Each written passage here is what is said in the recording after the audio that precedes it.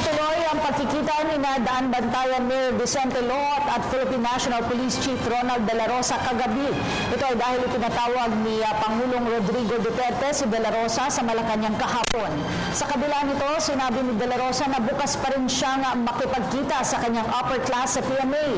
Handa rin niya siyang kausapin ito kahit pa kasama ito sa mga pinangalanan ni Pangulong Duterte na sangkot umano sa iligal na droga. Mula sa buhay, nagtungo kagad si Lot sa Campo Crame para sana makipagkita kay De La Rosa, ngunit bit-bit lamang nito ang kanyang statement of assets, liabilities, and net worth at walang abogado. Doon po, kung gusto pa niya makipagbit sa akin, hinintay ko lang yung tawag niya.